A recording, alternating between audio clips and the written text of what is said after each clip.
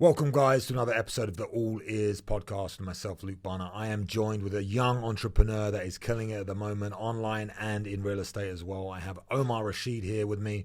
Thank you very much for joining. Appreciate, like, a young dude killing it. What would be your number one thing that you do every single day that makes you, different from everyone else? Number one thing I would say is my calendar is packed.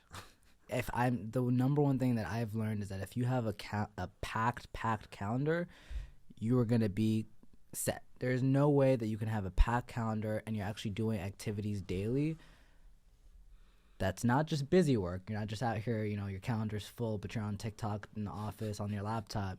If you're actually doing daily work and your calendar is super packed, I feel like that's what's going to set you apart from everybody else. Well, because I got lots of friends that they say, I'm so busy, I'm so busy, I'm so busy, I'm so busy, I'm so busy. And they complain about being busy, right? And I'm like, what are you doing? Yeah. What do you mean you're so busy, bro? I know what you fucking do. Don't lie to me. So I feel like having intention in the things that you do and making sure that things actually matter. Like I scroll, not TikTok, but I do scroll Instagram a little bit too much. I'm trying to get better at that, but I call that work. I feel like... Because you're probably getting inspiration, you're getting content, you know what I mean? One of the things that I feel makes a difference for me is, it's in the calendar, but having space to do nothing. I call it like coffee time. Okay. So I'll wake up, sort the kids out, go to the gym. First thing, priority for me is health at the moment because I've let myself go a little bit. I need to get back you sharp. Look good to me, man. I don't know what he's talking about. And to try and get on top of that hill, and then from there I go and have like coffee time, like 2 hours, have coffee, have breakfast, and it's like my thought creativity moment where after the gym I have those 2 hours to separate and just to relax and visualize, and that's when that's what I need to do. I need to do that. That's the person I need to speak to. So I feel like having your calendar booked out is super important, but I think making time to do nothing is something that I like. What happened to me, and it's a bit of a relationship advice thing as well. Along the same time, I'm married. I work for myself. I could work from home. I decided to get out of the house, and I have an office now. But at the time, I didn't have an office. I would just go to cafes and I would work from there all day and be away from all the distractions, away from the wife, all that sort of stuff. And limiting my time that I spent with my wife improved that relationship 100%, because there's less mundane bullshit, the and small when you're there, things. When you're there, it counts, right? And doing that, so I'd go to the cafe and just drink coffee for 2 hours, and that's when I got like real moments of clarity and some great just thoughts. Deep work and 100. But I completely. When I say calendar, if you look at my calendar, you'll see it says bedtime. Okay. It says brush your you know what I mean? I just think everything should be super calendared out. If you see every second of the day is just boom, boom, boom. Even if, like you said, it's time to drink coffee, I feel like if you just pack your calendar, you know what your day is, and you're tackling it through a list. I think it was Jeff Bezos. I was watching a podcast with him. He's like, he has 4 things he has to do every day. He has a list of 4 things. If he goes through that list, he's good for the day. Yeah, I think for a lot of people, that's a great way to build confidence as well. That's how I look at it. I have a list. I didn't know Jeff Bezos' story. Never heard about that. But for me, I write down, before I go to bed, I obviously review the list, but I write down the things that I have to do the next day. When I write those things down, I feel like that directs my dreams into 100%. Solving my problems. So when I wake up in the morning, I'll have solutions to the things that I've written subconsciously, without even working or thinking. So, and that also, I have the list, I write the list before I go to bed. I dream about that list. I wake up with maybe some solutions to that list. And then I'll spend that whole day. And then when I get to the end of the day, I tick off the things that I've done. And then anything that's left on that list that I didn't complete that day obviously carries over to the next day, plus my other tasks. And the things that carry over get put at the top of the list. And they're like, if I carry something over 2 or 3 days in a row, it fucking pisses me off, bro. So it goes back to that confidence piece that you were talking about. Like, it's like, all right, if I actually, as simple as it is, but that satisfaction of just like clicking that box and like, I completed my task for today. Shit, I'm the man. You know, that feeling. It adds up and it just gets bigger and bigger. Obviously, the tasks get bigger and the wins get bigger. It's the same thing from check I made my bed to check I just sold my company for $1 million. You know what I mean? Like whatever it is, it just gets bigger and bigger. But it's the same process. All good, bro. All good, bro. But I think that is a superpower. It sounds a bit autistic. It sounds a bit simple. But guys, to achieve things, little things become big things. So 100%. If you can achieve the little things, otherwise you're sitting there and you're like, fuck, I ain't done anything today. Yeah. I'm a loser. I haven't achieved it. But if you're like, oh no, but I did X, Y, and Z. Yeah. Even if those things are simple, even if they're little things, 100%. I think it can build a lot of confidence in people. And it also just gives direction to people's lives. If you work a 9 to 5 and you're trying to start a side hustle, or if you're in a bad relationship and you're trying to improve that relationship, or if you fell out with your mom and you're trying to, you have a list of things you got to do. Okay, I got to call my mom every day. I got to speak to her for 20 minutes. I got to do whatever. And if you tick it off, at least then you have that internal feeling that you are improving in that area. Yeah. You know what I mean? So then it could be that the girl you're with could be a bitch. And you'd be like, fuck that. I did everything that I need to do. What's she doing? Yeah. You know. But I think that's a secret. I do think it's a big secret. It's 100%. simple secret. 100%. Yeah. I mean, other than that, I would say for me at least, the number one thing was having a mentor.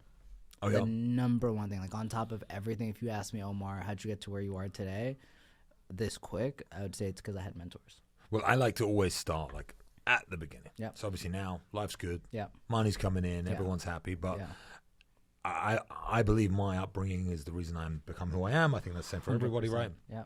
So a lot of people struggle with confidence. They struggle with becoming an entrepreneur. They struggle with the ideology of trying to do it. Yeah. Where do you think for you as a young guy, how did you get started on the path of wanting to work for yourself, wanting to be an entrepreneur, wanting to make money? Like some people are just happy to work a 9 to 5 and 100%. have a boring, shitty life. Yeah. But, that wasn't enough for you. So what was it? So for me, to give you a little bit of background, I only moved to the United States 6-7 years ago. Mm-hmm. So I grew up in Ethiopia in Africa, and my dad around my junior year of high school was like, hey, we need to find a way to get you to the United States because college there, I mean, it's a third world country. It's only going to get as good as it gets, right? So you either have enough money to where you can leave and move to Europe, Canada, US, or you're just kind of stuck there and then, you're in a third world country, you're not going to go too far. So my junior year of high school, I moved to the United States. I moved to Baltimore with my dad in a one-bedroom apartment.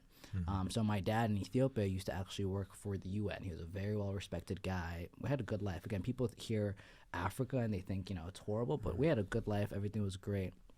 But he left all that to come to the U.S. and start completely fresh just so I could get a better education.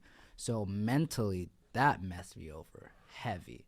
So, seeing my dad coming from this nice house, this nice life to the United States to like a one-bedroom apartment in Baltimore. And when I say Baltimore, since you're not from here, you might not understand, but it's not like the nicest. No. I know it's a shithole. Yeah. I actually even asked that. Damn. You told him, That's where The Wire was filmed, right? Or The Wire was about Baltimore. I got a little bit of context. Yeah. So it was a lot for me. So my entire game plan and mindset was, okay, I'm going to do whatever it takes for me to get my dad back to the position that he was in when we were in Ethiopia. But for me, coming from Ethiopia and coming from a third world country, I thought the only way is I had to be a doctor, lawyer, engineer, and that was it. So my entire path was I'm going to get good grades, I'm going to go to med school, I'm going to be a doctor, I'm going to change my parents' lives in, however long. But it wasn't until I actually met one of my very first mentors who runs one of the biggest marketing agencies in the Washington, D.C. area. He does Under Armour's marketing. He's huge. I met him at an event at my school. He's actually one of our biggest donors for our public school. And I was talking to him. He just, for some reason, had a liking in me. And I was like, hey, come to my office sometime. I'd love to talk to you. So I went to his office one time, sat down with him. We were just talking. Like, tell me about your story. What's your goals? I told him I want to be a doctor. He asked me why. I told him, this is what I'm trying to do. And he looked at me and he said, have you ever done the math on that? And I was like, what do you mean? It's a doctor. Like, what's your? He's like, have you done the math on how long it takes? I was like, yeah, about like 6-7 years. Said, okay, have you done the math on how much debt you have to get into? I said, not really. Like, I started getting he started asking me too many questions. I was like, whoa. He was like, do you know how much they get paid for their first 4 years? I was like, no. He's like, so then he pretty much just broke down to me how, like, even as a doctor, like, I had to be around 34 with the math that we did on his piece of paper in his office, in his multi-million-dollar office. It was gonna take me at least 12 to 13 years to even get to close to where I wanted to be. So that was what was the number like in your? I think it was by the time I was like 33, 34, I would be making around like $250 a year. Yeah, that sounds about right. Yeah. And like for me, I thought I was going to be a millionaire by then. Because you just hear doctor, you feel like it's a big shot. So, long story short, I still kept on that same path. I went to George Washington University. I was studying biology, and I was sitting there in my freshman year dorm, and it was during COVID. So this is not too long. It's only 4 years ago. So 4 years ago, I was sitting in my dorm, and I see it. I was in my biochem class online on Zoom, and I was scrolling through TikTok, as everyone does, and I saw a reel of a TikTok of a guy breaking down how much he made on a real estate deal. And it was like $25,000, some crazy number. And I was like, scammer, some bullshit, whatever. I just kept scrolling past. But that number just got stuck in my head to where it got me convinced enough to just look it up. I was like, what is this real estate thing? Let me look it up. What does it mean? Had no idea. Brokerage, residential, commercial, no clue. So I just typed in real estate near me. And the number one real estate firm in Washington, D.C., the One Street Company, popped up as a search result. It was 0.2 miles away from my university, George Washington University, which is actually like 2 minutes away from where you're staying at the Ritz-Carlton. It's like the DC university. It's like $80,000 a year. And I got a scholarship by then. I was like, it came up, and I was like, okay, let me look into this. I went on their website. I found out who the founder and CEO was. His name was Omer Reshid. And this guy is the biggest real estate agent in Washington, D.C. area. He's one of the biggest developers and super well respected. If you search up real estate, he's the first person on Zillow that pops up over like 7,000 agents or whatever many of there is. And I just stalked him for a bit. I stalked his socials, and I shot him a cold email, man. I said, hey, my name's Omar. I'm a freshman at George Washington University. I know nothing about real estate, but I would love the chance to come and work for you for free. I'll do your social media. I'll grab you coffee. I'll drive you. Like, I don't care what it takes. I just want to be around you. And surprisingly enough, this guy emailed me back in an hour. Oh, wow. This big multi-million-dollar CEO emailed me back in an hour, and I was like, what the heck? And long story short, he was like, yeah, no one's emailed me like this before. Come on down to my office. Let's talk. Showed up to his office the very next day. I scootered over there. I didn't have a car or anything. And I sat in the lobby. I came in. It's this big building. Everyone's in suits. I'm over here. This young kid with an afro, like, you know what I mean? And the assistant looked at me, and she was like, front desk. She was like, how can I help you? I was like, I'm here to meet Samer. Again, this is the CEO. So she's like, are you sure that's who you're here to see? I was like, yeah. She's like, okay, he's not here yet, but feel free to wait for him. He told me to meet him there at 9 a.m. He showed up at like 11 a.m. I was sitting there just waiting. Finally shows up. I look at him. He's like, what's your name? I was like, oh, Omar. He was like, oh, I didn't actually think you were going to come. I have nothing planned for you, but feel free to just hang out with me. To me, that was a win. Just hanging out with a multi-million-dollar CEO. I was like, absolutely. So I sit down in his office, and this guy is just getting a million phone calls, a million texts. Like, at the time, I didn't know exactly what he was doing, but it was just like deals on deals on deals. He was like, let's go to a development site. It was my first time in a G-Wagon. We hopped in his G-Wagon. We drove down to his development sites. And just watching that guy work that day, I was like, I have no idea what this real estate shit is truly about. I don't know what it is, but whatever this guy is doing, this is what I want to do. And we had a great day, and at the end of the day, he was like, Omar, I love your energy. You actually showed up. Feel free to come by anytime. I took that shit to heart. Every day for the next 9 months, I didn't go to a single college class. I went to his office every day. I interned for him for 9 months straight. I learned more in my internship with him for 9 months than I ever did in any classroom. I learned about taxes, real estate, finance, business, like everything I could need to know, I learned in 9 months from this guy. And 9 months into it, he's like, Omar, you need to get your real estate license. I got my real estate license from Maryland 2 weeks later. The day I got my license, he had my first client. 2 weeks later, I had my first deal. I had a $6,000 check. I was like, what the hell just happened? And then it was just a domino effect. My first 6 months, I sold about $7 million with him. He's just giving me a bunch of leads, training me through everything. My first full year as a real estate agent, I sold about $13 million, and then $17 million. And then I started my team, the KO team. And then I started a real estate marketing agency because there was such a huge need for it, because I was doing the marketing for my own properties and my developers and my clients, and people started asking me to do it for them. And then that's how Refitify and my marketing agency got started, and just been hustling ever since, man. So what do you think it was that made this guy allow you in? Like, how do you think, you said it was an email, and I've got an email like that before, but then that must play on your mind. Yeah. Everyone must say that, right? Yeah. Like, okay, yeah, cool story, 100%. Bro, but how do I get to meet this fucking CEO guy that changed your life? Yeah. I would say you have to be willing to give a shit ton of value for nothing. when I tell you I sat in the office and he never asked me to do anything, but I would just see stuff. I know he's bad at, as simple as it sounds, I know he has a meeting coming up.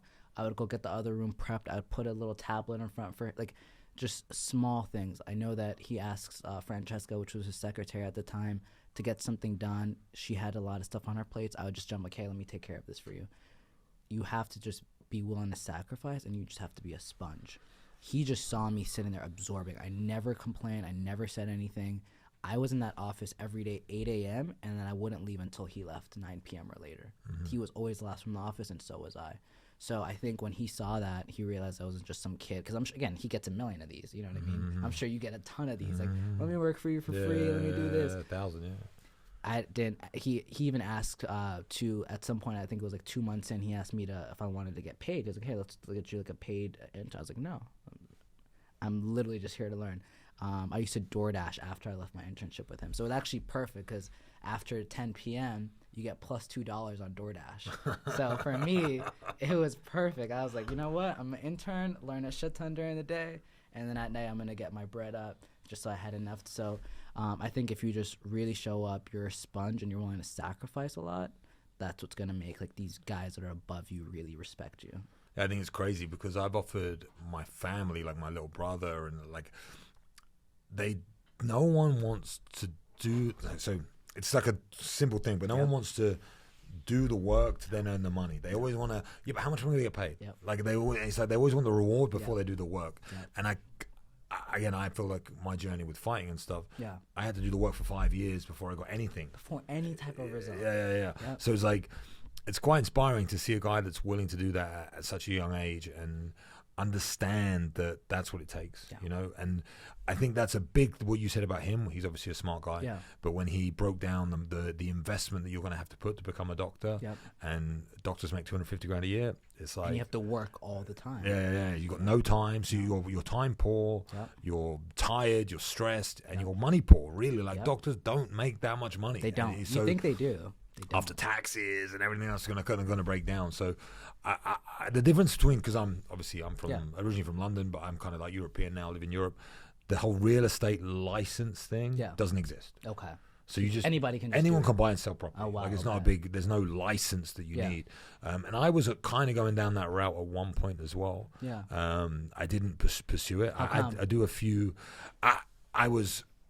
It's time. It takes up a lot of time, right? You got to go to these viewings, and I'm like, I was getting in my friend who is kind of my mentor as well, a guy called Reza. He was doing it, and he said like, you could do this. You're at the perfect age, like you're quite young, so to sell a property to someone, to 100%. A family, or like he was like, you're perfect age, you've got a family, they're going to trust you, 100%. You're going to have, so.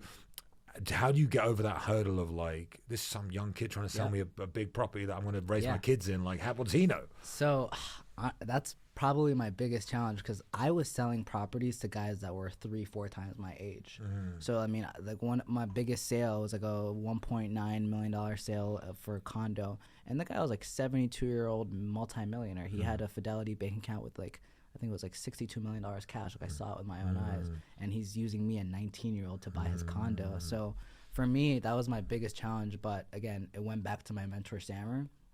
I showed a property one day. I came back. I was like, Sam, there's no way these guys are going to use me. They looked at me like I was a little kid. And at the time, I have an afro now, but I had like an afro, bro. Okay. And I barely fit in my suit. And again, these were like Nordstrom suits, you know what I mean? So it doesn't even look that great. But he literally looked me dead in my eyes. He's like, listen to me.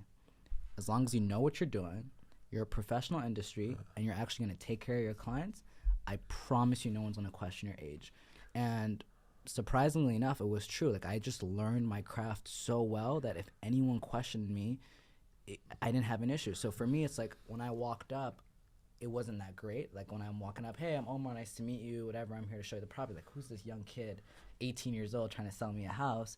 But then when I start talking, that's when it's a difference. So they hear me, I'm talking about the property. I'm like, hey, this looks like a great home, and I know, it all looks great, but besides the cosmetic stuff, the HOA in this neighborhood is a little bit steep for this area. It doesn't even include utilities. Like, I'm really educating them and giving them value, and they're like, holy shit. First of all, they feel like I'm not trying to sell them, because I'm not. That's one thing. If you're in sales, I get it, where our job is to sell stuff and like make deals happen. But when you genuinely don't care whether you sell it or not, that's when you're actually going to get the most sales. Like whether they bought the house or not, I did not care. I was just there to service them and help them. And at some point, they're going to make a transaction, and I just had to be the person they made that transaction with. And that comes down to when we talk about, or I talk about a lot, which is like the abundancy mindset, understanding that these guys might not buy it, next guy might. It doesn't. You don't have to. If you hard sell and you have any sense of desperation, no one's going to buy it. They can feel it. They can smell it. They can smell it. And again, it's like women, the same. Like if you're a desperate, never got pussy in your life, and they smell it. You know, it's like it's when I feel like it comes to like just the fact that they know that you don't need it shows them that, wow, like, I don't know, it's just some psychological thing with them. It's like when they see me pulling up, and this is another thing too, I won't lie. So when I first started, I was driving my sister's Toyota Corolla. I borrowed it from her. When I got my first check, that $5,000 check I told you about, guess what I heard that first check? Bought a car, right? I bought a car.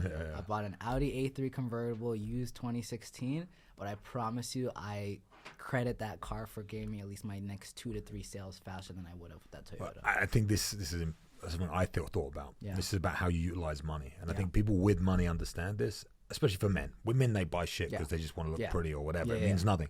But everything I purchase in my whole life has to have utility. 100%. And it could be like a nice car that has utility. It could be a nice watch that has utility. It could be a nice blazer that has you. It can still be like fancy shit that people think. But if you think about spending money as investing rather than as wasting, spending it, otherwise don't get it. If it's a waste of money, don't get it. 100%. Never ever waste a penny of your hard-earned money. Same with hotels. I'm saying at the Ritz-Carlton, it's $800 a night. It's like but if I'm who are you going to meet there? Yeah, exactly. Who's going to be in the bar? Who's going to be exactly all of these things, and it transcends over time. Okay, it doesn't work as a transactional thing. Like, okay, stand at the Ritz-Carlton, it's cost me $1,500. I'm going to meet someone and I'm going to make that. But you might just have build that relationship. Yeah, you never know. So I think that's a real smart thing to do for once for you, and like a good lesson for a lot of people. If you look at the things that you want to get in life as investments, like investments in your character and your personality 100%. And who you are, rather than in I want to buy this flash shit. And the people you're investing in yourself to then make more money, rather than investing in yourself to then look cool. They're two different things, completely different. And also, I think it also depends on how much you trust yourself, right? If you trust that I will make more money than $5,000, you're going to be fine with making that investment in yourself to go get that nice car to then look good to clients. Like, I've made so many purchases where I'm like, you know what? I'll make it back. I did this with the car thing. I rent because I'm rent because I bought 2 cars, and I'm a terrible maintenance guy or whatever, and my engine blew up once. I was like, fuck, I need to get a new car. And then another one, something else broke. I was like, I can't be arsed with fixing cars. I'm just going to rent. It's more expensive, but I get the luxury of having nothing to worry about.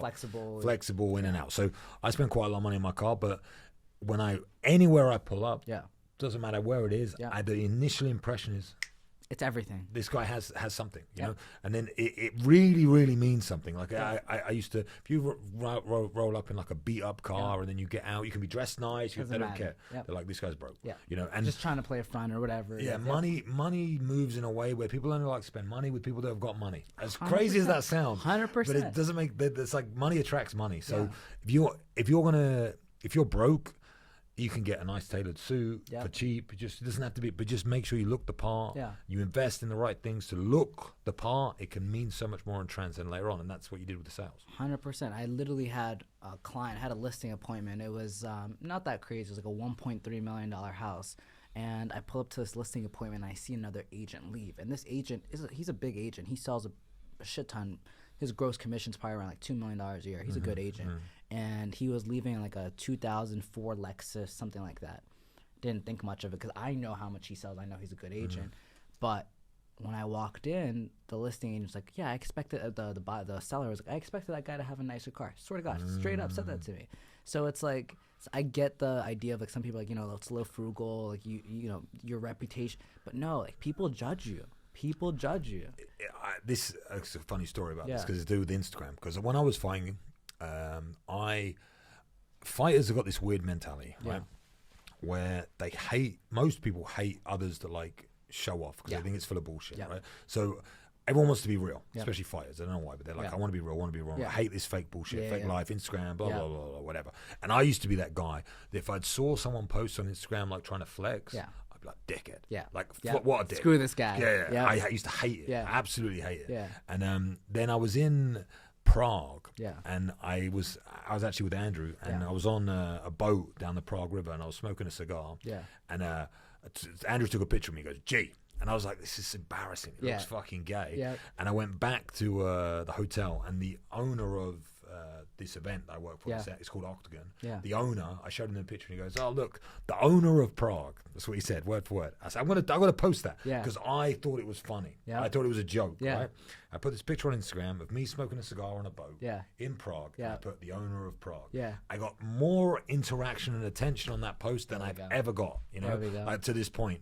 And I was like, you have to look at Instagram, or you have to look at your car, or you have to look at what you're admitting through other people's eyes, not through your own. 100%. The perception of it from other people, what's important to other people, not what's important to you. You still have to stay true to your values. It's like a 100%. different thing. Yeah. And then my Instagram from then completely changed. I deleted everything and I just completely revamped it, changed it. And I mean, you work in marketing, so you get it. 100%. And I kind of understand. You say, like, I can imagine real estate. I don't know, especially in DC. From what I've seen, DC is a bit of a stiff town. The way I look at it, so it's a bit stiff. These guys are probably quite traditional, brick and mortar businesses. How do I market? They're not going to be doing cool shit online and making cool ads. That's what made us stand out. Like that's what now primarily. Thank God I don't have to like. Again, I love my buyers. We still take care of them, but like I don't have to run around and show houses because I work with tons of developers now because they see our marketing, they see what we do. They're like, I want this guy to do it because the traditional guys aren't doing that. But no, man, that's 100% fact. I am actually in the phase right now of slowly transitioning my Instagram because right now my Instagram is strictly business. It's just closings of my clients, still really high quality videos, and you can still tell the level that I'm working at, but it's like I don't have any of that lifestyle stuff there because I was thinking this. I'm like, I look like a dickhead. I'm not posting that. I'm like archive shit. But no, 100%. People judge you. I've gone to events and networking events. I was just to one in Colorado with a bunch of big wholesalers, and they judge you off of your Instagram. Man, we're sitting in a circle and we're like, nah, this guy doesn't look that cool. We're not inviting him. You know what I mean? Like, it's just life right now. That's something I need to work on now because I've been posting lots of reels and stuff, and my page. I need to It's not like all reels. and I don't know. I think it looks a bit shitty, so I'm gonna start putting the reels just in the reels search. This is like the development, because when reels were new, everyone's like, "Oh, this guy's got reels, that's cool." But now it's like a bit gay, a bit lame. So I want to go back to having like a clean page and then reels on the reels. I think like a sleek, like nice looking grid, and then a bunch of reels.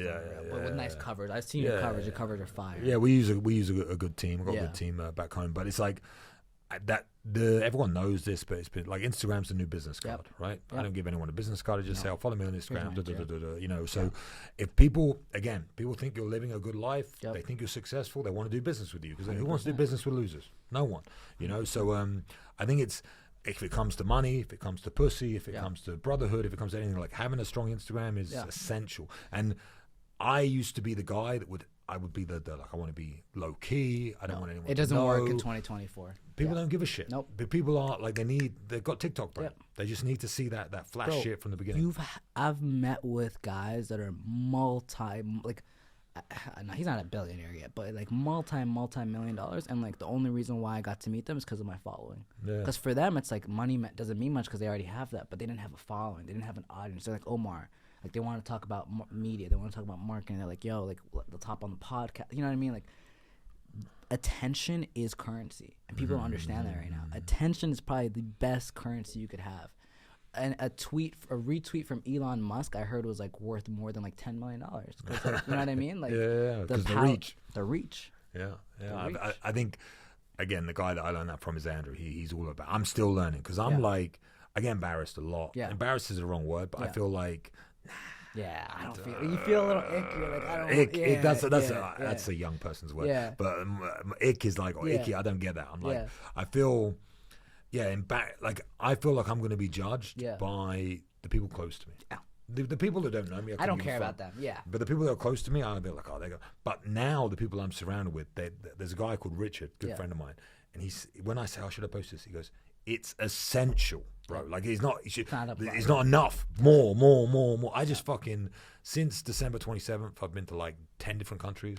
And I don't even post about it. But same. It's like, I need to, he's like, it's essential that you need to be all over that shit. People Yeah. need to know that you're all over the world and you're traveling and you're doing this, you're doing X, you're doing Y. It's like, no, okay, but it's like a work. It's a job. It's a whole other thing. And but the return on investment you get from that, from the impression that you make, that is why you get the deals. That's what opens 100%. The doors. That's what lets you spend time with people and all that. And also, it's like, again, I had the same thing because I'm like, I don't want to come off as that guy. But then it's like the people that actually know you and meet you in person are like, damn, I actually like this dude. You don't know how many times people are like, they see me on Instagram, whatever, and then they meet me in person. Like, oh, I didn't think you were gonna be like this in person. Like, what do you mean? I don't know. You know what I mean? Everyone just assumes, because again, it's that stereotype of like entrepreneur, that whatever person. They're just like horrible people, yada yada. What I think is anyone who's above you, doing well, never gonna say a bad thing about you ever. They're gonna say, nice one, bro. Yeah. I see what you're doing there. That's good. Yeah. Like, so that's what I found is like, I thought like, oh, this is a bit embarrassing. Yeah. And the guys that tell me, oh, this is what you doing, bro. Yep. None of them are doing good. Yep. None of them are living the life that I want to live. Yep. The people living the life that I want to live are always like, bro, that was sick. Do more of that. This is cool. This is fire, blah, blah, blah. So it's like playing to that audience of whatever you want to do, right? So I think if you have that feeling that you're like, this is embarrassing.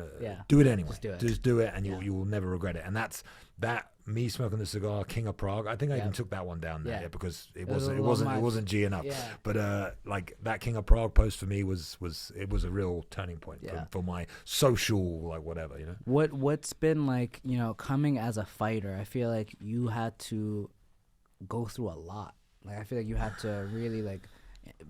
What's like the percentage of fighters that actually make it to the UFC or actually make a time? You know what I mean? There's like active fighters in the UFC now. It's probably around like 600, maybe 700 total in the UFC. Wow. But then obviously you have the turnover over the last 20 years.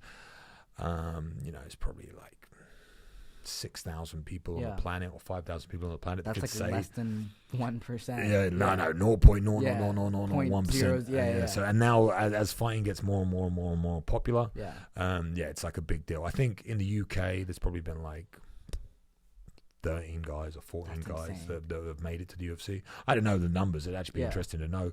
But yeah, it's a big accolade, and not just doing it and getting there and fighting the UFC and all the rest of it, but everything that comes after it is like, I've always had those 3 letters next to my name. UFC fighter, So it's like, it means, and it's compounded well. Yeah. Because of the Conor generation, Francis Ngannou, all these guys that came through after, John Jones, blah, blah, blah. They've like made, the UFC's huge now. When I was in the UFC, if I was in the UFC now with my personality and with how I like to, I'm a bit of a dickhead. Yeah. Like, I would blow up. Yep. But I didn't blow up at the time because Instagram didn't even exist.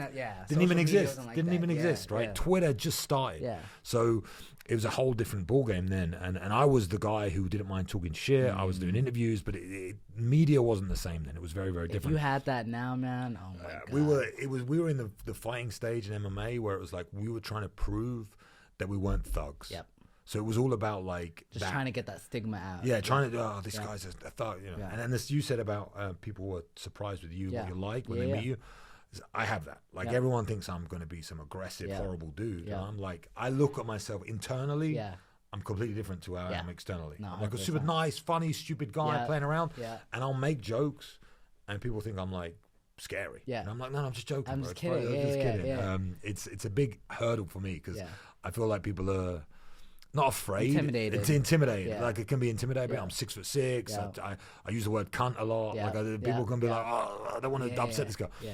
I'm the least violent guy alive. Yep. I'm the least violent guy alive. If you upset me and you challenge me, then it's a different story. But I'm just saying, like, I'm never going to be aggressive towards anybody. Like, it doesn't make any sense to me. But that's the stigma that comes with me. You 100%. Know what I mean? But yeah.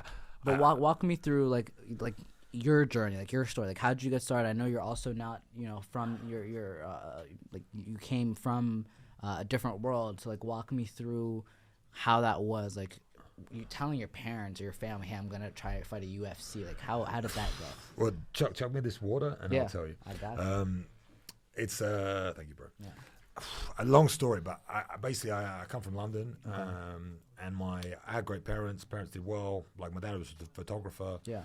Like, he used to do pictures of old school bands in the 60s and the 70s, like Led Zeppelin and Pink Floyd and all these sort of guys, AC/DC and whatever. So we did okay. I grew up okay, but then I got into fighting, and my mum was a Jehovah's Witness, so I was extremely religious growing up. Okay. So the idea of me fighting in a cage for her was like, no, like it just wasn't going to happen. Yeah. So I had to lie to my mum for like the first probably year of me even training. Like she didn't know. I had my first fight without her knowing. I got my jaw broken, so I had to pretend I got in a bar fight. All that's the same old stories. And she's proud of the man that I've become, but she's not proud of the way that I did it, if that makes sense. You know? So I've been a drug dealer, I'm making millions. And then your mum's like, happy you got the money, but she's not like happy how you did it. That's not quite the same, but she wasn't really proud of the journey, and she never watched me compete. My dad came to watch me once, and it was actually my second ever fight. And I lost. So he never came again because I lost my second fight. And then I went on like an 18 fight win streak or something like that. And he was like, he couldn't come to the next one. Then he didn't go to the next one, and then the next one. And he was like, oh no, I'm like, my dad doesn't believe in superstitions, but he's like, I'm not going to come watch him because he'll lose. So he never watched me fight apart from that. I fought in the O2 in London, which is like there must be an arena in Washington that every kid like dreams of fighting. Mine was the O2. I fought there, and my dad didn't come because he didn't want to the bad juju or whatever you want to call it.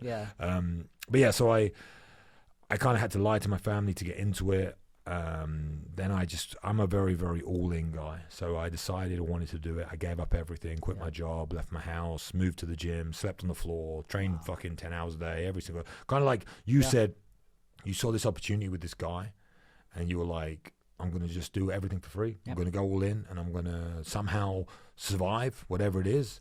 And you ended up being mentored by that guy. It was similar to me. I was like, I want to do this. How do I make it happen? The only way I make it happen is I give up everything and I concentrate 100% on it. And 100%. It's not about money. It's not about anything else. It's about becoming as good as I can at this thing. And you said, like, when you try and make sales, it's just all competency. What the commission. Yeah, no. Like, I can't think of the word now. Like it's all about your skill set, like how good you are at it. Like you go in, they might think you're a young guy, but as long as you're competent, your competencies, that's what I was looking for. As long as you're competent at the skill set, then you'll get the sales. It's not about trying to hard sell or anything like that. For me, I just wanted to be competent at fighting. I wanted to be the best fighter I could be on the planet. It wasn't about getting to the UFC. It wasn't about being famous. It wasn't about any of that shit. I just wanted to be good. And it consumed me completely, and I went all in. Like I said, I slept on the floor for like 2 years, and it completely consumed me. And then eventually, 5 years later, I got my opportunity, and it turned into something. I didn't get to where. This is one thing I talk about quite often. Is like my dream was never to be a UFC champion. My dream was to be a UFC fighter. I became a UFC fighter. If my dream was to be a UFC champion, I know I would have been a UFC champion. Like I know if that was my dream, I didn't dream big enough. You know that whole fucking. I never dreamed big enough. I was like, okay, get to UFC, got to UFC. My next dream was to get a bonus, got a bonus, done. You know, I never changed it. It was like I want to be UFC champion. Never, it never entered my mind. Should have. And I fought a guy called Sean Strickland in Germany, and he now was the UFC champion, and I know I'm better than that guy, so I know I could have achieved it, but I never ever put the effort in and did it because you know it was never on my journey or whatever you want to call it. But it's a good lesson for me that knowing that when you set your limit, set it as high as possible. I don't have one, but you learn as you go. You know what I mean? And I think me at 19, 20. 21, my life, I was a dweeb, so there's no way I would be able to close real estate deals or do anything like that. I mean, it's an impressive feat for you to go on and to be mature enough to see the long side of life. Like, okay, if I put in 9 months or a year or 2 years with this guy, he's going to change my life. 100%. And I think most kids now, they lack that. They want that instant gratification. So maybe Ethiopia did that for you. I don't know, where do you think that comes from? Yeah, honestly, I think it comes from, again, my background, Ethiopia, coming from a place where it's like, when I came to the U.S., bro, and I went to high school here, I was like, you guys have iPads here? I was like, whoa, like, y'all are living the life. So, like, for me, it was just like, the opportunity here is insane. And, again, when you grow up here, you take it for granted. And you're like, oh, whatever, I'm just going to do my thing, expect things to get handed to me. But, like, for me, I was like, all right, I know I have to work my ass off, but, like, working my ass off here is 10 times easier than working my ass. I work my ass off in Ethiopia. I'm still not getting anywhere. You know, I'll make maybe like $100 a month. Like a doctor in Ethiopia, to give you perspective, gets paid $130 a month. $130 a month. That's a doctor in Ethiopia. So you know, so when I came here, I was like, there's just so much opportunity. So it didn't really matter which route I took. I just knew that I just had to work my ass off, and that was it. So your dad made the right decision. Yeah. Making the move. I mean, 100%. tough for him. I think that's, again, having the vision for him to come here and you fulfilling that. I'm sure he's a proud guy. But I think most kids now, if they could have that perspective, it's all about perspective. It's all about perspective. It's all about perspective. They could have the perspective and understand that you could sacrifice 10 years of your life to get where you want to go. It will pay off if you're willing to do it. Like most people aren't willing to sacrifice a week, a day, an hour. What, I got to work for an hour for free? Fuck you. Like it's ridiculous. People won't hear, and this is, we were talking about this too earlier. It's like, and I've seen a lot of your videos where it's like, here's literally step-by-step guide on how you can make money online. I've made videos on YouTube like, here's step-by-step how you can get into real estate. Here's step-by-step how you can start editing videos. And no one will sit through it and watch it. They'll watch the fun, quick lifestyle videos and like the car videos and the watches for like 60 seconds, get that dopamine hit, but then they won't watch the actual valuable pieces of content. It's just like, how do you expect anything to happen if you can't? Fuck knows. I honestly, I don't understand it. There's, again, we're talking about UFC, but Dana says about this generation's just broken and everyone's so weak. And I completely agree. If they can't apply themselves to something, I think it doesn't matter what it is, but if you apply yourself to something, real estate, whatever it is, and you just keep going at it. There's Alex Hormozy talks about 7 years. I think he says, like, if you apply yourself to the same thing over and over again for 7 years, and you learn the power of saying no, and you don't see that opportunity, maybe this is better. They say one of the problems about being an entrepreneur, I know you talk about entrepreneurs quite a lot, the guys who leave their job and they start an entrepreneurial journey, and maybe they do quite well and they make $100,000 a year or something, and they're starting the journey. And then they get there and they are rewarded from that leap of faith to become an entrepreneur. They get rewarded by that.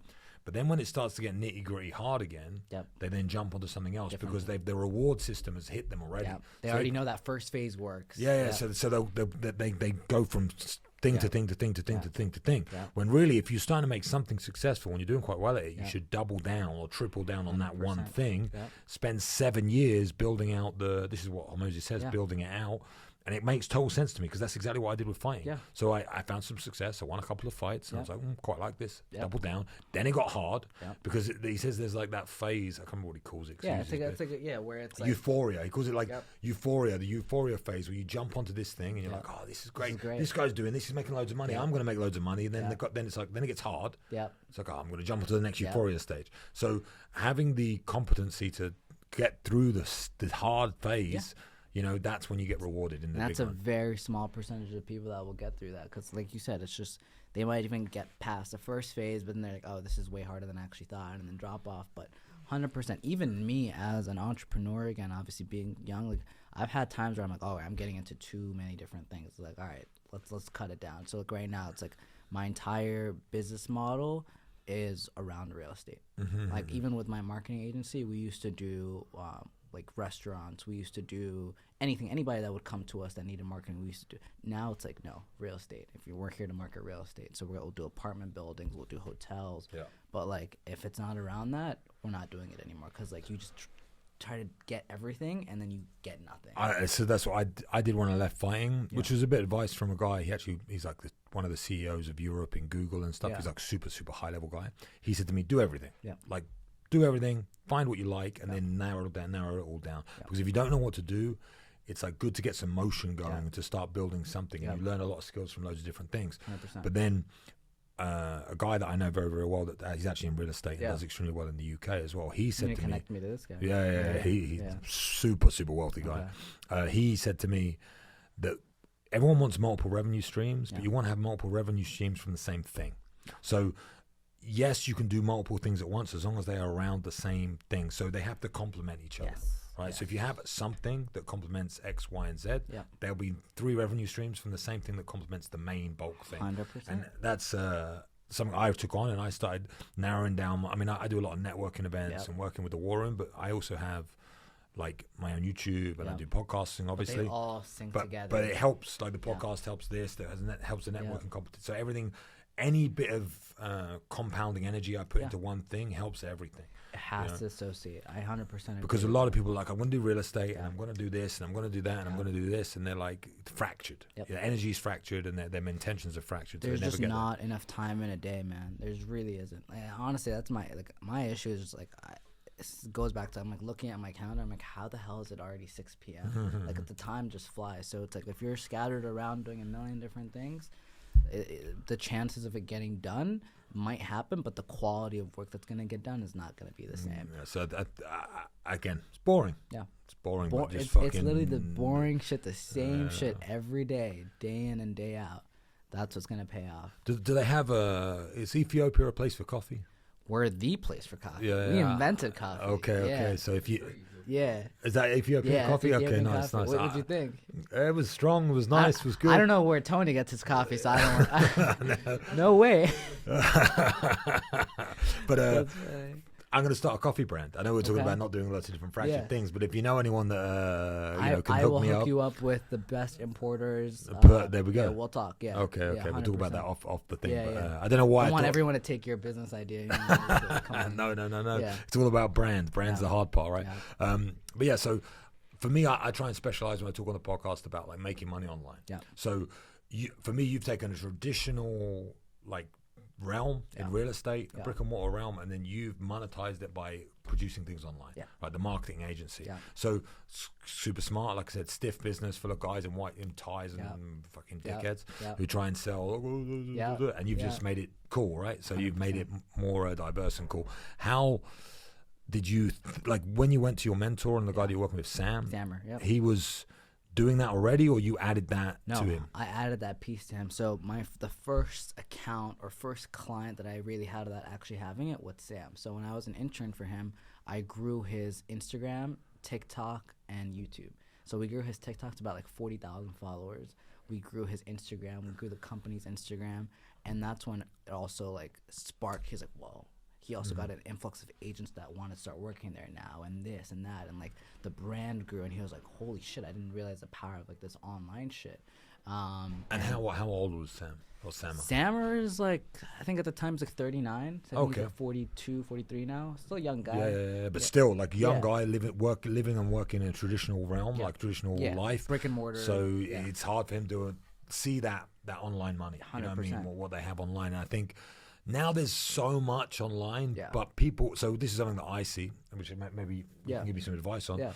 But I advertise products online. I sell a few courses. I do all these different things, and I feel like every time I post a story about it, people are going to get bored of me banging on about but then I heard that the algorithm only advertises my stories to like 10% of my audience, right? So I got like 70,000 followers or something like that. So that means only 7,000 of them are getting to see it, and it's a different 7,000 every single time I post. So is there like a system to how often you should post about like content or value? So here's my take on it. So I am, and this is how, if you really look at some of the guys that do it super well, Alex Hormozi, perfect example, even Iman Godzi, I am a firm believer in pumping out as much content as humanly possible, but strictly free value add content. Like you already know, it's like educational content, fun content, lifestyle content, and then I would say like maybe like once a month you'll drop that, hey, I have space in my course right now, hop in. Luke Belmart, probably one of the best marketing strategies I've seen, Capital Club, where he's like, it's like very limited. He's like, I'm only allowing the first 1,000 people to come in. You know what I mean? Like that scarcity mindset of like, hey, you have to get in. The drop is only gonna happen once a month, and that's kind of like the strategy that I've done. Like I have a real estate and sales training academy where I teach them this is how you can go out, sell. Here's how you can leverage social media XYZ. But have you ever seen me promote that shit anywhere? No. You'll never ever see me promote it. We have 562 people in our community. It's a circle community. We're actually moving over to school because Alex Hormozi bought school, and I know that guy's gonna blow it up. So I'm gonna move to school. I've got school as well. That's where my community is. That's where I'm gonna. You like it? Yeah, fantastic. Because I host all my different courses on school, and people can interact with each other. Yeah. It's like, it's a perfect platform. Yeah. My marketing guy actually, he justified his job by then Alex Hormozi buying it. He said, I told you it was the right move, and I was like, okay, I didn't want to use this bullshit, but okay. I literally was looking at Circle and school, and I was like, nah, I like the platform looks better. the moment Alex bought, I was like, yo, we need to move everything over. Yeah, It's gonna be a hassle. We're in the process of doing it right now, but I'm like, we have to. But and imagine how many other people think like that. Yeah. So imagine how many people are going to come there. Exactly. How many? So it's good that I'm already set up there. So you're chilling, man. And that's the thing too. Like Alex, perfect example. He has never, ever, ever, ever in his life publicly endorsed a company. School's the first one. But do you see how he's like value, free. Boom. Boom. Yeah. For the first time ever. When you say that's like for the first time ever, I just did. You're gonna see it on my main page now. Like I'm doing a really crazy hype video. I'm gonna drop it like probably like March, where I'm gonna publicly announce for the first time ever, I'm actually opening this up to the public, where you can join my community, you can join my course, and that's gonna blow up for the sole reason of I've never promoted anything. Everything's been free value. People have been, if you see my DMs, it's all like, hey, can you mentor? Like, nothing. And then now when it drops, you're gonna be like, holy shit. Omar, after 4 years of making content and watching this guy's shit, it's finally letting us, have something where we can like interact with him. So my main thing is posting a shit ton of value. I post every day. Even I don't do it, but I try to every day, at least on TikTok. My biggest platform has been TikTok. YouTube is the wave. I'm trying to grow more on YouTube, but post a shit ton, and then boom, drop your value. Hey, this is what I need. I need you guys to join this and learn this. And the thing is, when it's someone like you, when it's someone like Tony, when it's someone like me, where like it's actual real shit. Like we've actually been to the UFC. We've actually had online businesses. We've actually ran real estate companies. We've actually ran a studio. And we're like, okay, we're gonna teach you how to do it. It's a lot different than all these, like, there's the problem is there's all these fake online gurus. It's like Shopify store, get rich in 14 days. Like, I'm like, what the fuck? I'll sign up for your course. You know what I mean? So when, people can feel that energy of like, it's real, they see it. Like there's some shit that you just can't fake. You can't fake going to the UFC. You can't fake owning a studio. You can't fake the transactions in real estate. It's all public record. Like there's certain things that's like, you have such a level of like legitimacy that people are like, okay, if they have something, I'm joining it, and I know I'm going to learn a lot from it. So that's kind of like my strategy, just value, drop. Okay, sweet. I mean, I'm still playing. Like, I'm new in this whole world of selling. For me, selling is I've been always like based on the fighting. You don't have to sell shit. You don't have to sell tickets. People have to come watch you and stuff. But it's like, I've just been focusing on myself for so long. The idea of selling, we used the word ick before. Like, my marketing guy's like, come on, Luke, come on. But I'm getting better. I'm like finding my voice with that a little bit. And I've been doing it for a little while now, but I still find I'm more of a value guy. I like spending time with people, talking to people. I hate the idea of having to try and sell them. It's difficult. And here's a problem too, because I tried it. I didn't believe it. I had a bunch of buddies telling me, some really big influencers. One of my boys has like 3.2 million followers, huge guy, entrepreneur space, and he was telling me, Omar, if you keep giving away this shit for free, no one's going to take it seriously. That's honestly the truth. If you can give away the biggest gain, the biggest value, step-by-step guide, I swear to you, if you don't put a price tag on it, people just won't take it as seriously. Well, they won't do it. That's the thing. So there's something so basic and so stupid about human nature. The more you pay for something, the more you take it seriously. So if someone gives you 20 grand, they're going to do everything you say. And they'll get results. But if it's free, the same content, they ain't going to do shit. They won't do it. It's crazy how that works. But that's something I've learned about, like, I think that's one of Hormoz's books as well. He talks about the $1 million sale, right? And how you value things and how you post them or whatever. But no, I'm still super early on the journey. And what I look at is like scale and time. I'm not in any hurry in any way to try and push something and do something. Like you said, the scarcity mindset. I'm not trying to sell. I'm just building. I'm enjoying it and I'm enjoying the journey. And it's so different from everyone used to say to me like about fighting. I mention this quite a lot, but they say like fighting UFC must have been hard, right? Nah, I mean, I guess, but I'm so used to it. It's your norm. It was my norm. So for me, fighting's easy. The thing that was hard for me is stopping fighting and doing this fucking market bullshit. What is this? Like, I do videos now? It's like, that's hard, bro. So I think change is difficult and development is difficult. And having to try and, like there's in 48 laws of power, there's like recreate yourself, right? It's like having to recreate yourself constantly, be a new version of yourself and change is difficult. And I think that's something that I'm leaning into and trying to recreate myself in a different fashion now, in a different way. And this whole online presence thing, and it's new for me. It really is new. And I have a lot of assistance, and I'm super lucky to be surrounded with a team of great people. And like I said, I hang out with some big influencers and big guys that understand the space so well. And so I think if I was you, sorry to cut you off. If I was you, if I was, I'm Omar, let's say I'm 20 years old, I don't know what I want to do. I want to get into a business online. What is your number one recommendation for an online business in 2024? Ooh, I think building audience before anything else. Okay. So it's easy to make money when you got an audience. Yeah. So if you have no audience, how are you going to make money? Yeah. You need eyes on you. So I think that having whatever the business is, doesn't matter what you want to sell, what you want to do, coaching or mentoring or like a club, like you said, like a monthly membership thing. Like people need to be able to see it. Yeah. Right. So getting eyes on your shit is the number one thing. And you can do that by being controversial and building up an audience, and then trying to convert like lower leads, or you can do it on a much more higher scale. It depends on how you want to do it. But I think output is the easy answer, right? Like if you want to make, like anything in life, if you want to do an online business, it's how much you said about it, how much content you can put out. Like it's very hard. It's not hard. Easy to think of things to say and to be this guy. So like output. And I think creating an audience first is the best way to make money online. Like, it's all about the audience. You can have the best product in the world, and I think this is a big problem that people, they focus so much on the product before they even know if anyone wants to buy it. If no one knows about your product and you can't market it, I don't care if you have $1 million product. It's not going to sell shit. But not even that. It's like you could think it's amazing. This is something that, like, money first. So I want to, this is what I did for my first ever course sale, first ever thing that I ever sold online. I sold it before I made it. So I thought of the concept, I advertised it, people bought it, and I was like, shit, I got like 2 weeks to make this product, and I had to make it. Now you're forced into it. Now you're forced into doing it, but you know it's worth the effort because the money's already there. 100%. Whereas if I got a friend of mine who wants to start this online like boxing coaching business. He's a fantastic coach, and it will do well.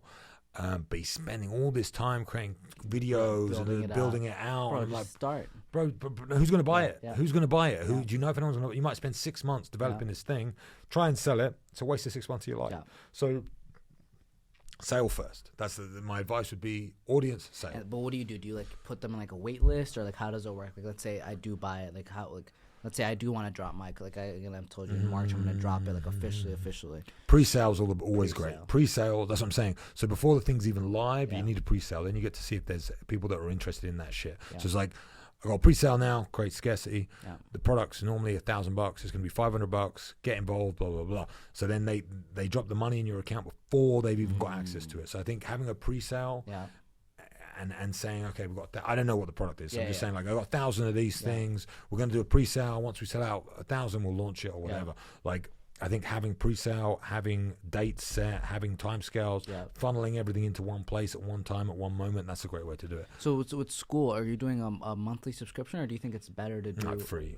So I use, for me, the way I do school, I use school as a lead magnet. So it's like I give away a free product. People go on school, they can watch the free product. On school, it has the other products that can sell. So I just want to get, I want to get that list. I want to get people on. What do you sell after? Like what's the upsell? So I have 2 courses that I sell on the upsell. One course is about fighting, and one course is about magnetism and communication and leadership and all these different things. So I have a fighting product that is basically 17 years of my life condensed down into like 20 videos, which explains how to leverage your time when it comes to competition and comes to fighting. So a lot of people, everybody in fighting will train their body. They'll train how to punch, how to kick, how to wrestle, whatever. They have coaches for everything, but they don't have a coach for their mind. So it's like, which is probably the biggest piece. Especially when it comes to fighting. So it's all of my advice over the time that I started fighting, all the way to when I was fighting in the UFC and afterwards, and all the lessons that I learned when it comes to how to maximize time with training, make sure you get the most out of sessions, how to mentally prepare for fights, how to put fight camps together, how to cut weight, and how to do that effectively, and all the lessons that I learned. Weight cutting. 17 years of your life. I used to be a huge weight cutter, like, so I give a lot of gems there. And then like fight night, like performance, how to find your flow state, how to do all these things to make sure you compete at the best of your ability. Because there's so many guys out there that are great in the gym, but then when it comes to fight night, they crumble. They can't deal with the pressure. So that's like one of the products that I sell that did quite well, but it's very niche. Like small group of percentage. It did quite well. And then my main product that I sell is like mindset coaching across everything. So it's like mindset, communication, leadership, how to be a better man, how to be a better leader, and how to utilize my system that took me from sleeping on the floor in a gym to fighting in the UFC to its best ability to improve your life. But bro, that's such a huge value add. The amount of people that need that is crazy. So it's like if you can come in and really teach someone, hey, like your standard should be this. This is how you think. That can change their life. It does change lives. It's 100. Like every person I've put through this system, I've done quite a lot now over the last couple of years.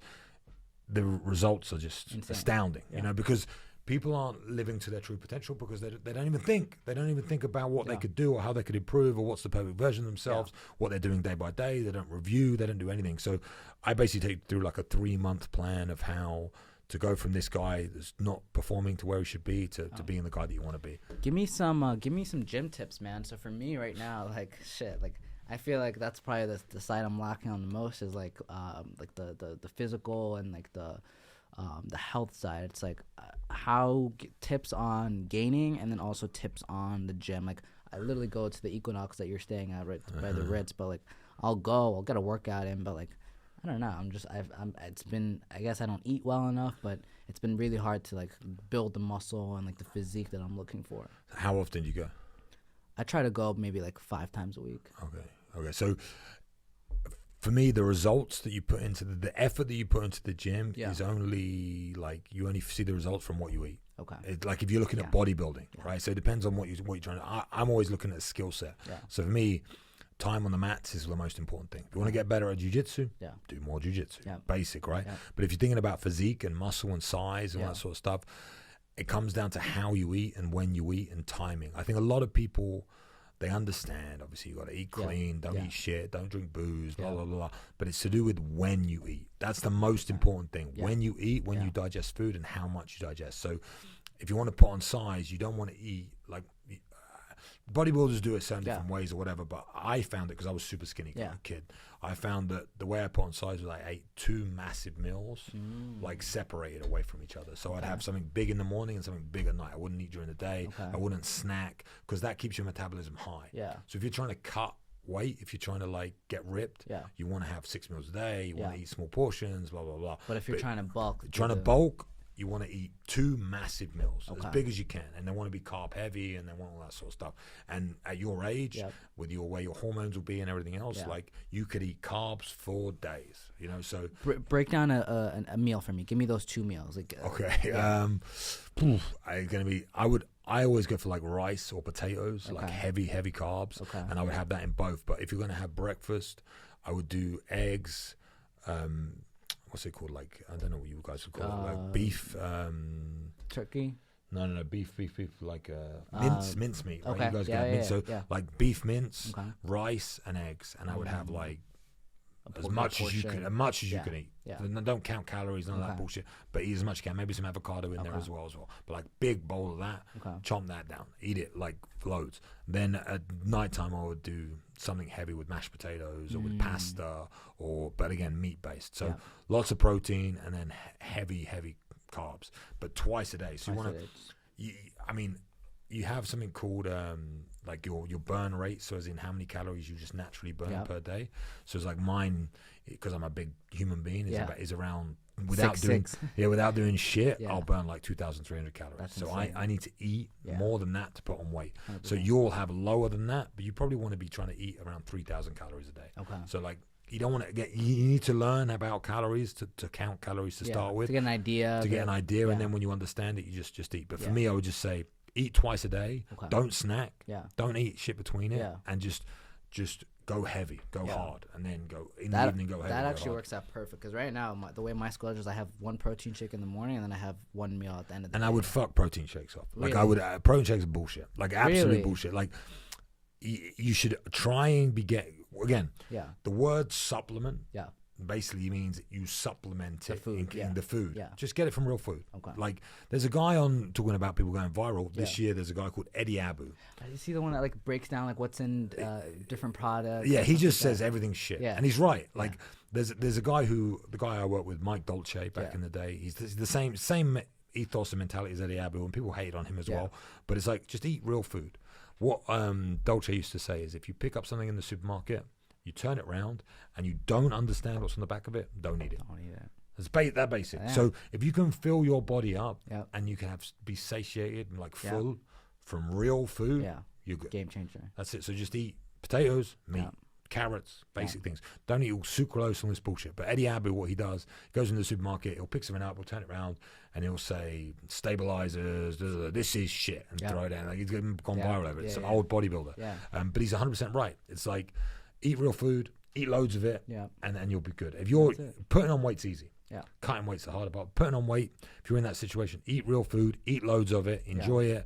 I would have as much space between the meals as possible and try and eat twice a day and try and eat 3,000 calories. That means you've got to eat 1,500 and 1,500 of meat, of vegetables, of real, real food. Yeah. It's not that easy. Yeah. People think it would be. And that worked for me because a lot of people told me to eat eat as much as I can, eat as often as I can. Yeah. That's what I heard too. They just eat more meals. I'm like, because that's what bodybuilders do. Yeah. So they eat 6 times a day and all that sort of stuff. But that keeps your metabolism high, and you'll have a super high metabolism. It's just be what you are. You want to slow your metabolism down. Yeah. You want to you don't want to be burning that weight. You want it to sit on your body and sit on your sink. But when it comes to all supplements, at 20, 21, 22, supplements is marketing. Yeah. It's all marketing. You see bodybuilders drinking protein shakes. They're paid to drink this, but it's bullshit. Yeah. If you can't get enough, and again, you're not trying to be like Arnold Schwarzenegger. Yeah. You're just trying to be healthy. You're going to be way healthier eating real food than drinking fucking protein shakes. Yeah. Like when I was a professional athlete, I didn't drink that shit. I never had that stuff. I'd take glycosamine and all the minerals and all that sort of stuff. I think the way the world needs to go now, which most people are natural, and then look at longevity supplements rather than people want quick results, right? Look at longevity supplements, things that are going to look after your joint, going to look after your blood pressure, going to look after these NMN and all these different things that are coming out for. But that comes when you get a bit older. 100%. Your fucking hormones are going to be through the roof, and you should have the energy to train every fucking day. Absolutely. I would train 5 times a week's fine, but 7. No, I wouldn't advise unless it's a skill set. Yeah. If you're trying to get good at boxing, kickboxing, wrestling, whatever, that's skill set time. That's time on the mats. Yeah. If you're trying to get big, you probably want to train 3 times a week. Okay. Heavy. Heavy. Hard workouts, push your body, get a personal trainer. Don't rely on yourself because you're never going to push yourself as hard as someone else is going to push you. Yeah. So train 3 times a week, put it in your calendar, get a trainer and tell him, I want to put on weight. What do I do? Yeah. Don't get a fucking guy who takes steroids and takes steroids. Yeah. But that's what I would do. I work out with a guy who's a bodybuilder from the Dominican Republic. He's a psychopath. Every time I leave that session, I'm dead. You should be dead 3 times a week. 100%. That's enough. More things you can do, of course, but that's enough. 3 times a week, pushing your body. You could split your workouts into different body parts and all that sort of stuff, but he'll know all that. Push-pull days, whatever you want to do. But 3 times a week is more than enough to get size, you know what 100%. I mean, if that's what you're looking for. Yeah. I love it. It all comes down to just eating. Eating. The way this is phenomenal advice. The way I like to kind of I know you got to head out soon. So the way I like to wrap up a lot of my shows is I always like to ask every hustler that comes on here, what other hustler do you think we need to have on the show that people would benefit from? And you're just first person that comes to mind. Omar, this is the person you need to get on the show. What was another hustler that comes to mind? I mean, okay. Someone who's close to me, who I think is underrated and extremely intelligent, and people don't see it because of the industry is a guy called Sterling Cooper. Okay. Tell me about Sterling. Sterling is an Australian dude who lives in Marbella now. He's a good friend of mine. He used to be a porn star. And he took the best product you could ever think of in the world when it comes to the pain point of a man. And he teaches sex advice. He calls himself the #1 sex coach in the world, and I believe it. I bought his products. They are phenomenal. But he is, I want to say, porn star, and when you look at him and you look at his social media and you think this guy's a G, he's got all these women, blah, blah, blah, blah, blah. But he is super, super intelligent too. And the reason he's become as successful as he is because he's super successful with these products online. The best that I can think of making money online selling products, apart from the obvious ones whatever, is he's a geek. When it comes to email marketing, campaigns, and marketing and all this sort of stuff, it's all on lock. And he's he also he did biology or chemistry. Yeah, He yeah, did chemistry, so he understands like the body, and he understands how to teach people, and he has this he's very, very good at teaching. Yeah. So that's why his products that he sells, like They video do well because courses, he's really because he's invested and he Yeah. believes that he's going to help people, and, Yeah. and his courses and the things that he teaches, Blow they're up. incredible. So as a hustler, yeah. he's hustled his way up to he's multiple 7-figure guy who Let's do just it. literally sells Yeah. how to bang bitches better. Best product in the world, bro. How to get your dick bigger, how to bang bitches better. Like, so you're talking about hustling. That's a hustle, bro. But the advice that he gives is real, bro. It's real shit. Okay. So, yeah, I'd love to see you interview him and Absolutely. talk to him. And he's all about, he does a lot of podcasts, Yeah. but he's more talking about those things. Like, Yeah. he doesn't talk about his business. Yeah. That's why a lot of people think he's He's just a pretty face. or yeah. whatever. Just oh, that's good. But Yeah. but it's when he breaks it down, I've seen like he's Yeah. shown me the back end of his business. It's Yeah. incredible. He works like hard. You know what I mean? Yeah. He works hard to then not have to work hard. Like you got to think. He sells online products. Yeah. This is what attracted me. Yeah. Actually, Sterling's the guy that made me start selling shit Yeah. online. He sells online courses, online products that he doesn't have to physically be there. Yep. So he doesn't have any time restrictions. Yep. And they just tick away, and his Stripe account just goes ding, ding, Boom, boom, ding, boom. ding, ding, ding, ding. And Yeah. he's just like, bro. So he lives free. Yeah. Like, if he doesn't want to work, it doesn't work. Yeah. Doesn't need to, because it's all in the background Fair. going. You Yeah. know, so when you talk about quality of life, and okay, Omar, bro, been like super inspiring, I think, story for you as a young guy, young entrepreneur, the story from Ethiopia to how you got mentored by a guy. I think that's a main thing for me. And I think the youth and the people out there, they need to understand that message, because I don't know people now Yeah. that are willing to sacrifice their time to learn. Yeah. Everyone wants to get paid up front. Right away. And it pisses me off. Yeah. And even my brother, like I said I offered him a job, Yeah. and it would have led to so many amazing things. Yeah. But I'm worth this. Yeah. Give me this. Yeah. Like, bro, just invest in yourself and spend time. So that message, I think, is super important for the youth. I think you're a great example for the guys out there that are, trying to hustle. Yeah. And obviously you got your whole thing going now with your company, teaching. Yeah. And that's something I wanted to say. I was going to say, I was taught by a guy once. He said this, which I thought was really, really good. Yeah. It's like, if you do something in your life and you're successful at it, Yeah. turn that into information to sell to other people. If you do something in your life and it's not successful, change what you do. Yep. Right? And then all you got to do is everything you learn and you do and you're successful with, you teach other people how to do it, and you Yep. make money. And if you not successful with it, Yep. you do something else, and eventually you teach them how to do that, and you make Yep. money. So it's Yep. a nice little loop. And I, I think like that. you're starting that now with this. You're going to launch in March. Yeah. So I look forward to that. But Absolutely. I really appreciate your time and you Absolutely. coming on. Thank you very Been a much, bro. pleasure. Thank you, man.